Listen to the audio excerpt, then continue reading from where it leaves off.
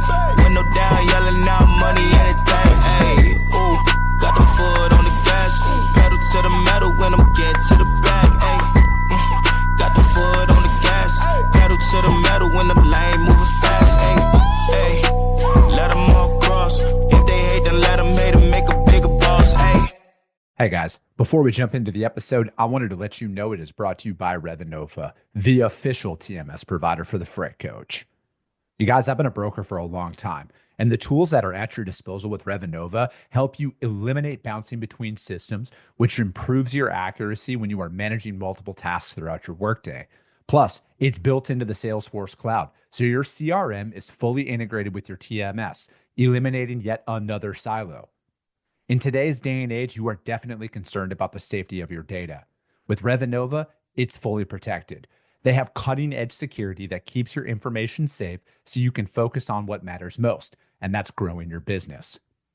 Speaking of growing your business, with Rate and Lane IQ, you get real-time pricing and route recommendations, helping you optimize costs and improve operational efficiencies, which ultimately helps you make smarter decisions.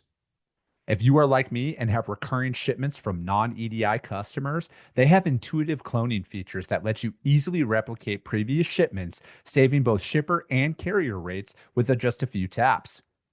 If you are ready to learn more, visit www.revenova.com to request a demo. Just do me a favor and let them know that the Freight Coach sent you. This episode is brought to you by SPI Logistics, the premier freight agent logistics firm in North America. For over 40 years, SPI has been diligently building the most successful freight agent network to provide first-class relationships for our shippers, receivers, and carrier partners. We are more than another transportation network. We are a dedicated team of professionals united by one singular purpose, and that is to expedite our agents' success. All of our agents are set up for success on day one, as they are provided with a full suite of support staff that is ready to assist them with everything from after-hours emergencies to financial and administrative needs on a no-fee basis. This way, you can focus on continuing to grow your business. There is no financial risk to start, and you have the ability to earn up to 75% in commissions. If you are looking to take control of your financial future and build your business with the backing of one of the most successful logistics firms in North America, visit www.spi3pl.com to learn more. Do me a favor and let them know that the Freight Coach sent you. What is up, ladies and gentlemen? We are back. We are live. It is the Freight Coach Podcast, the top podcast in transportation, coming to you guys every single weekday, 8:30 a.m. Pacific, 10:30 Central, to break down some industry headlines. But most importantly, you guys provide some actual insight into what you can do with all of this information.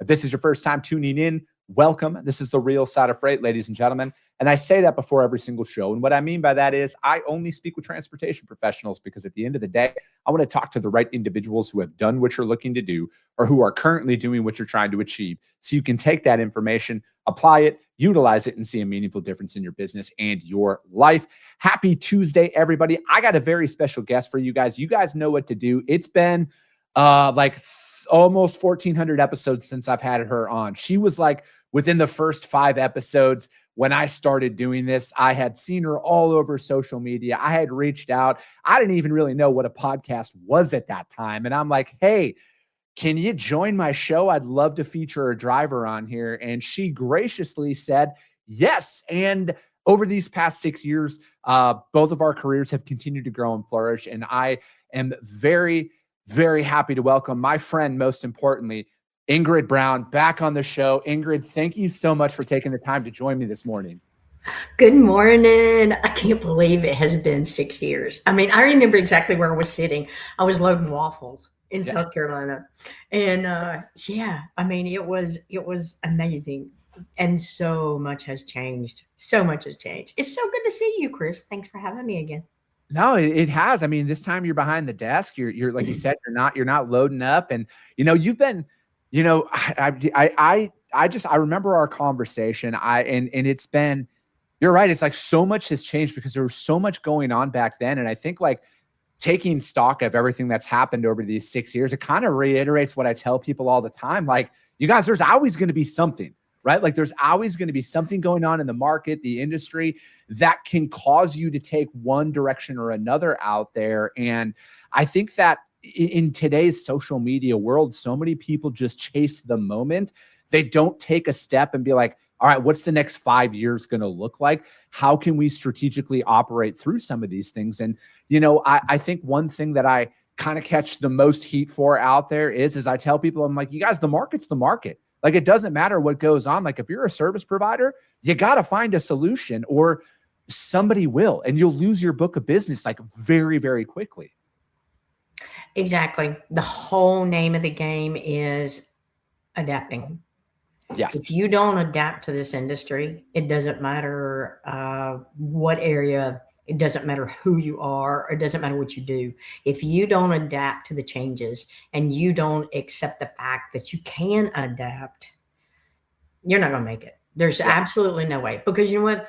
If I hadn't adapted from equipment to freight to the way I did business, doing my business, the changes in the industry from 1979 to 2026, I wouldn't be sitting here right now. Mm-hmm. There's no way. You cannot sit in the same spot without adapting to grow. So you can sit back there and stay stagnant and not adapt and go about your merry way. But I got news for you. You have to learn to adapt before you do anything else. Yeah. No, I agree with that. I think it's just part of it, like and I think that, we're at a time where it's like, I think everybody is expecting easy, and I look at it, obviously I've only been a broker, so I can only speak from that perspective, but growing up on the driver's side of things with my family ties to it, I still have family members who drive trucks and everything. Like, I understand that perspective a lot. And I look at where things are, and it's like, I kind of feel like as much as things have changed, a lot of things are still the same, where it's like, it's that constant infighting where for some reason, brokers think they don't need drivers, which I don't get. But again, I can only worry about my business and my four walls and everything else. And then we see, just a constant drip of stuff coming down out there. And I'm just like, I'm just sitting back and I'm like, all right, how do I worry about myself first and foremost? But like, how do I put the right information out there for people? Because like you just said, 1979 is when you got in, you've been in this industry and I've been in this industry for 20 years personally, but my family's been in this industry for about 100 years now, legitimately at this point. And I'm like, I want to be a part of this industry for the next 100 years with my family. And I want to be a part of the solution and not part of the individual who just keeps pouring gas on the fire to get some short-term likes on social media. You just nailed it. I guess I can go backward and say, and I'm going to address this when I did the palmed head deal, is I can't figure out why brokers think they don't need drivers. I mean, I'm like, you can't drive your desk. You don't drive your cell phone. Your little Mitsubishi is not going to get 28 pallets of lettuce from California to Virginia. I mean, it's like, I don't know where that concept comes from other than it's passed along. It's passed on. When the early 2000s was a change. By the time we had hit 2003, 2004, 2005, we really saw the new era of trucking. I say that in brokerages started popping up. We started seeing the growth of these large brokerages. We started to see the change in drivers. We started to see the change in equipment. We started to see everything from as menial as automatic transmissions to, we started seeing brokers weren't agents anymore. Brokers were agents in 1979 all the way up. The only people that were called brokers were literally brokers that are the ones that held the bond. That individual was the broker. Everyone else was an agent. In today's world, I'm not sure where this flip happened, but somebody got confused and somebody got lost somewhere because they started calling everybody brokers. Well, I might ruffle some feathers, but anybody that knows me knows that shit happens. Yeah, all y'all that don't have your name signed on that $75,000 bond in the brokerage, you're an agent. You're an agent. Unless you have a degree, I'm not calling you a broker. You're an agent. I have a broker degree. I went in 2008, parked my truck, spent 4 months, decided I want a broker degree. And have I used it? No. Did I want to use it? No. I wanted to learn what the broker world was. I wanted to learn how to better operate my company in the broker world. And I utilized what I learned in that.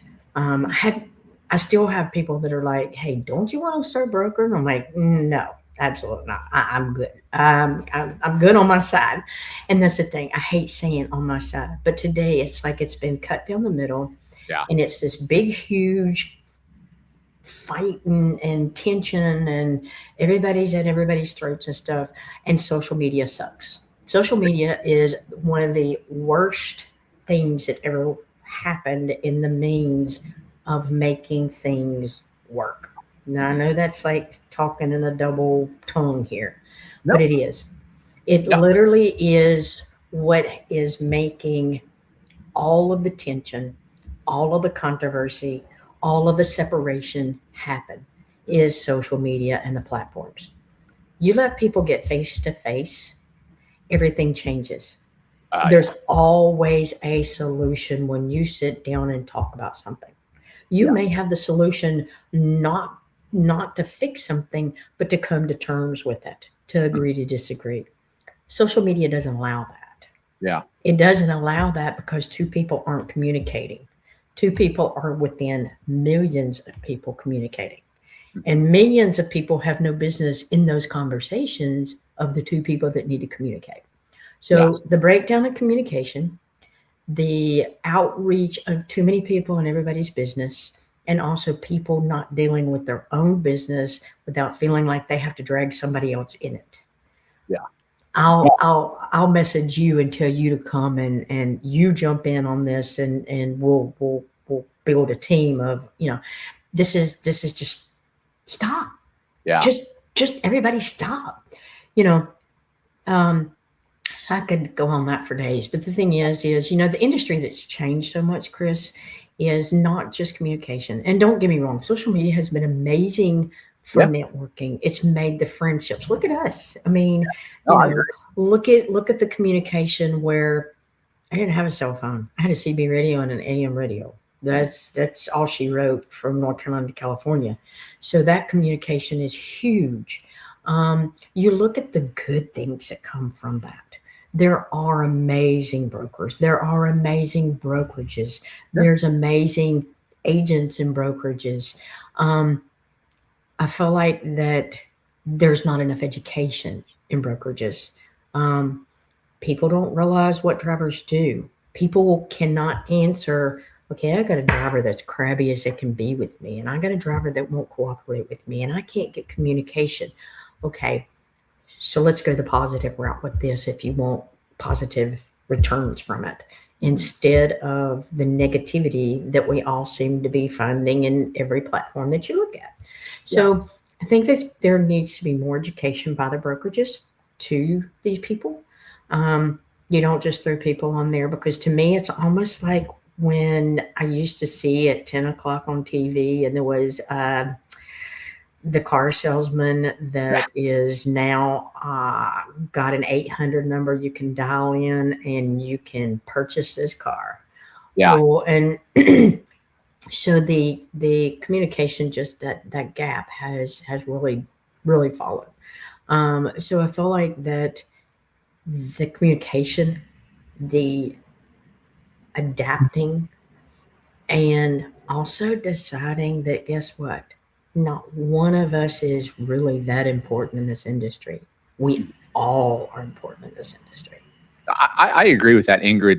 And I think that is kind of like what I think people have forgot, that there are actual human beings involved with, even phone calls, text messages, social media comments, everything. Like you said, like there's the communication aspect of it is completely off the rails until you sit there and look face to face with somebody, right? Like I say this because, like, I have a teenage son, and he's brought up to me a few times. He's like, "Dad, what do you do when people say certain things, to you on your show and everything else?" I'm like, Nothing, buddy, because they wouldn't come up and say it to me to my face. Like, they're not going to walk up to me and say that to my face. I know how most people are these days, but I look at it is it's like, again, we forgot that there is an actual human being on the other end of the phone. And, and then when we look at all these clips on social media that gets circulated about these drivers and these accidents, and it's like, people are literally watching the death of another human being in a social media clip, and they're like completely forgetting that that's a person. And that's why it's like, kind of tie in some current events. Like I talk about with the DOT and the FMCSA right now, like this is the most attention I have ever seen on what a lot of the issues in this industry that have been kind of plaguing for a long time. And I've said it often, like, hey, the current administration didn't create this, but at least they're working to fix this right now. And, I see, because like, I'm a firm believer, Ingrid, standards are a good thing. And then like with a lot of the stuff that's going on right now in regards to CDLs, ELDs, and kind of like streamlining a lot of that and having like a straight platform across the board. Like I just broke down an article yesterday, like they're looking at having a straight one set of CDL guidelines across all 50 states. So like people can't state hop to go to a different area because it's easier to obtain a CDL in a certain state. And it's like I look at a lot of this stuff and I'm like, I just want that level playing field. Like as an entrepreneur, I want a level playing field. I don't want shortcuts for anybody. And I want us all held to the exact same standards, because I feel like that is where an industry like this can really flourish is like, hey, then we got the real people out there who truly care about the industry, that aren't just looking to come in and make a quick buck and then jet out. Like I want those. But then also I want repercussions for people's actions, where it's like, if you break the law, I want severe punishment for that. I don't want any loopholes for anybody across the board. 1000% with you. And I will tell you that this administration between Secretary Duffy, which, I've been in his presence a couple of times. I've been in the administrator's presence a couple of times. I actually was in DC a couple of weeks ago, about a couple of weeks ago, and got to sit down with the administrator and with Larry Minor, who's the deputy administrator for policy. And this is the biggest change of how, I don't want to say this. This is the biggest action taken that I have seen. And as well as I, because we've talked about this, I've been going up there since 2015. I was a co-writer for the change of the sleeper berth split on this last hours of service in 2020 implemented.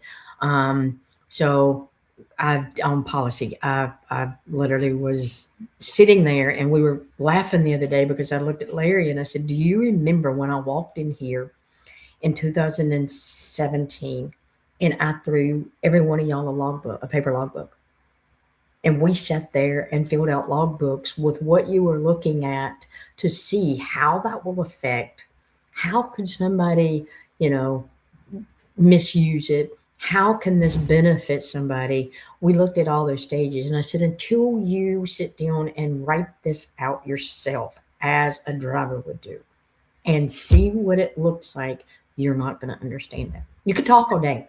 You can talk all day long, but you're not going to understand it. And he made the statement. He said, the hands-on and seeing the visual of it really hit home with it, of what we did and what we're doing. Mm-hmm. Is that going to hinder, this side of it? Is that going to help? Is this going to make a level playing field? That kind of thing. There's still lots to go, but this administration has the energy, it has the knowledge to move so many of these things forward for more safety. And that's the number one thing. People are like, well, you're talking about people losing their jobs because they've been here for so many years. And if you've been here that many years, you should be in process of your citizenship. If you've been here that many years on work visas, then you should be in process of not having to face any of this stuff. So those things should have been taken into account at that time. You're talking about accidents and us sitting watching. I don't think anybody can understand when you have physically witnessed Mhm. someone get killed in front of your face that involves vehicles. Mhm. I witnessed one Labor Day this past year in my personal vehicle, and it literally happened to me. If I had even tapped my brake, one of the cars would have been on top of me, and an individual got killed in it. And it was amongst cars. There was no truck involved. But when that happens, and you're literally sitting there watching the whole thing, screaming for it to stop and not happen, but there's nothing you can do. And then you're the one that walks up to the individual person that didn't make it. Life will change your view on the road. Mhm. I have been in a truck and physically watched a truck cross the median and me screaming on the CB at him, Yeah. anything, and him hit two trucks head on and kill four people.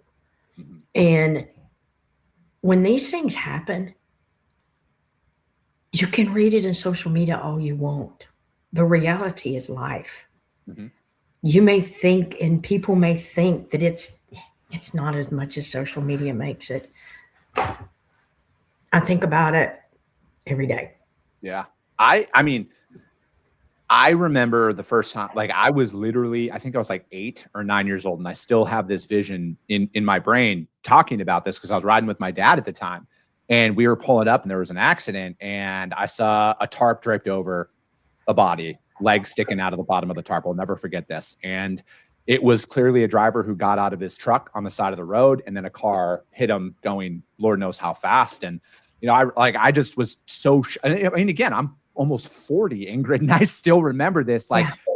vividly when I hear these stories like that. And same thing, my dad was like, I see this all the time. Like this is almost an everyday occurrence out on the road. There's some accident, somebody getting cut off, something happening like that. And it's like when you, and I think like again, it's like we're in a video game era of life, right? Where it's like, people just think like you can just wake up, right? Like, oh, you just got in an accident. Oh, well, on the video game, I have another life, right? So that has to be how the real world is. And I look at a lot of what we're seeing now from a safety perspective is it's like, that's like the main argument, no matter what.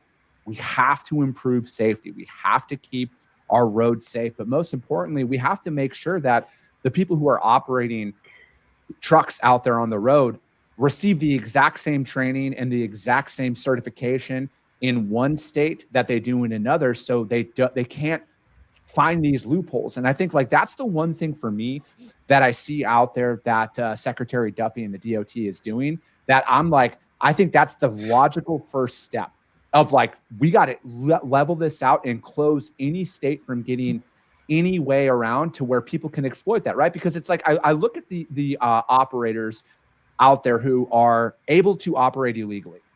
They're not doing something. They don't have the proper paperwork filed, or they're working on an expired something. They are in a system that is being perpetuated by the DOT, like the CDLs and everything else going on right now. And the fact that they're having so much heat on them right now, I'm of the mindset, and I'm not trying to say this to fearmonger, I think it's going to get way worse before it gets better. And I say that because I feel like when people know that their doors are closing on them for their cash cow, they're going to try and get as much as they can, as quick as they can, because I think that the current administration has made it very, very clear that they are going to work day and night to get this cleaned up and done. And I think that is going to drive another wave of fraud and illegal activities here, because it's going to be that mad dash for their last dollar. And they're down as fast as they can for as long as they can.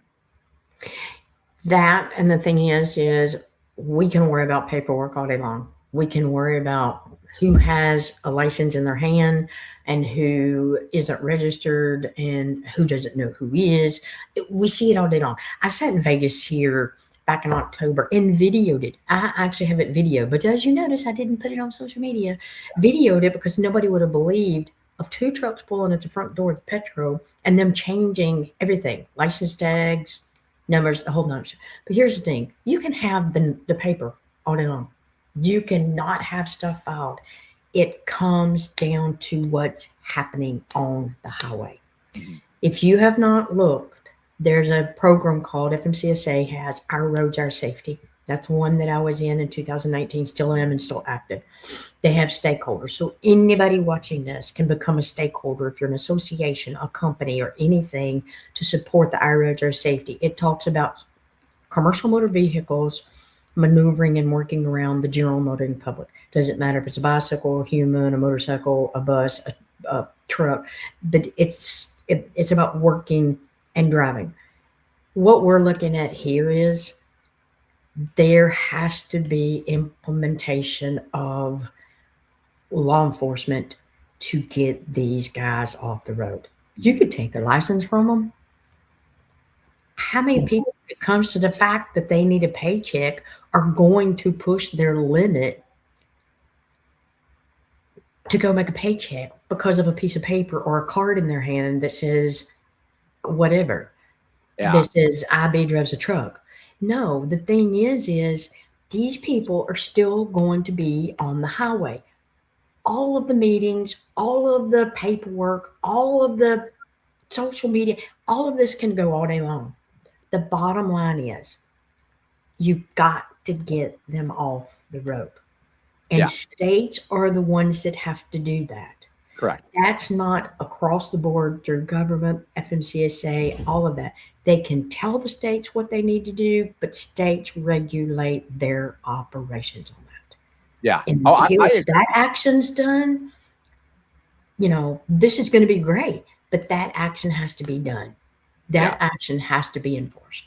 It's like, what you're saying there about the, taking their driver's license away. I look at it is like, I think a lot of people have a hard time kind of comprehending this, but like when you actually think like a criminal and somebody who doesn't care about the law, you got 6 IDs, right? Like you don't just have one. Like if you got one from Ohio, you probably got another one from, Texas and Florida. Like you got multiple, right? Because it's like they're able to reincarnate so quick. Essentially overnight, it's like you shut it down today, and like you said, boom, new placards on the side. Let's use this MC now and everything else. And I think one of the like the states enforcing it. And again, for those of you who don't understand how the Constitution and the government's structured, you should probably look into what Ingrid's saying there. Like the states actually have to enforce a lot of this stuff. But I look at that though is like when they're pulling on the purse strings, because again, people can get into a war of words all they want. And then as soon as they're like, we'll withhold your federal funding, everybody gets in line right away. And it's like, you got to lever. And a lot of people don't think I personally think that is going to be the only way that things are going to get done is if you don't do it, we'll withhold your funding. Because again, like to enforce this stuff, because we could, it's just like when you're, I was reading a book, it was like last night, and they're like, knowledge is great, but it's pointless if you don't apply it. Right. And it's just like the laws. Yes. The laws are great, but they're pointless if nobody's actually applying them out there. And I think the people who operate from a legal and a moral standpoint, and I have a lot of these people on my show, none of them are asking for a handout. They just want everybody to be held to the same standards that they hold themselves to, which are legal and by the law. And again, that's all I'm saying ultimately. I want a level playing field. I don't want loopholes for anybody. If you're out there and you're breaking the law and you're caught, I want the punishment so severe, you will think twice to even not use your blinker when you're driving the next time you're on the road, right? Like that's the level of, and again, it's accountability and it's standards. And I think that the higher the standards, the better the industry operates. Yeah, I 100%. But I think that we have administration now that's in process that, listen, Secretary Duffy is not scared to say, you're fired, out of here, no more funding. You want to play by your own rules, then you figure out how you're going to pay for those rules. Yeah. And it's not a laughing matter. I don't mean that in any way. So anybody that takes that way, get over it. It's okay. It's interesting. I put my application in for MCSAC, which is the Motor Carrier Administration Safety Committee, which works with the secretary, which works with Administrator Bars, who is amazing. I've never met a more fair person. Mm-hmm. He is fair and equal to every single person that I've ever seen him meet, no matter the situation, or he doesn't look upon this person as a higher individual than this person. So I look forward and praying that I make that 20 committee. And it was funny because I was like, I don't want to just make it. I want to chair it. I want to chair it. Yeah. And I'm like, okay, co-chair. No. Ingrid doesn't do that. Ingrid wants to chair it. But anyway, it's everything. There's a positive and every negative. You may just have to work to find it. But the thing is, are you willing to work to find it? So I'm going to literally challenge everybody watching your show today, and that is stop with the negatives. Be a solution to the problem. Do the work. Don't make it be given to you. That you make a positive out of a negative. The only way this stuff can be fixed is if we all are the ones that are helping fix it. We can't sit back and wait for somebody to fix it for us. The government, Secretary Duffy or Administrator Bars cannot fix this for us. We created it. We created every bit of this. That's another story we just need to talk about one day, but we created every bit of this.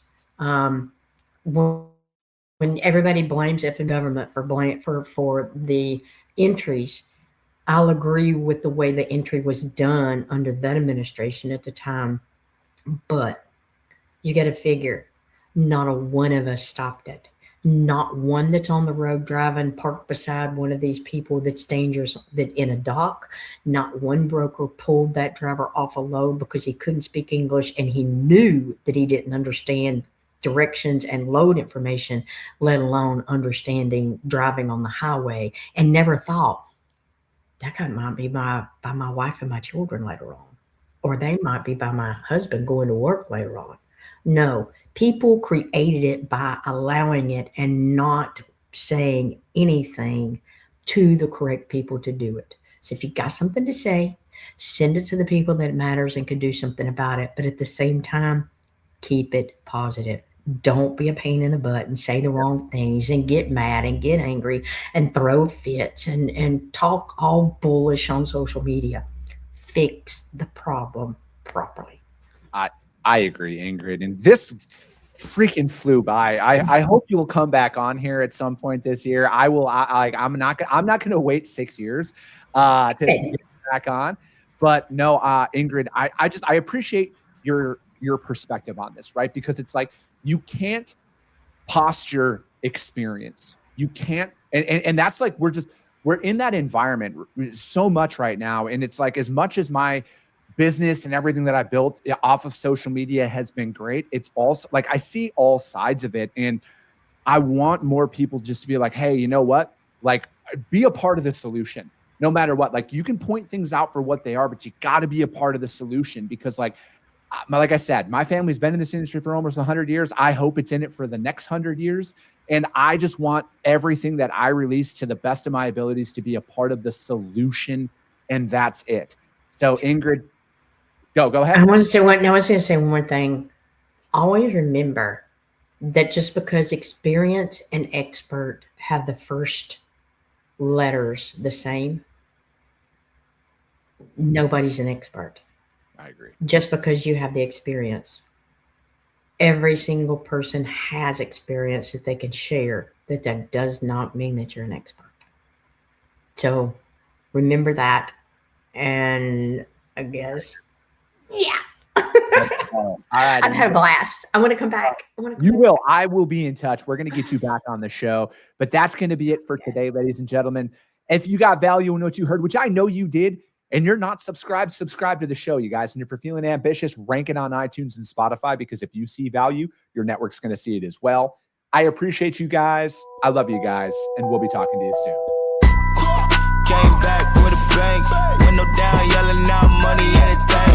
Hey, ooh, got the foot on the gas.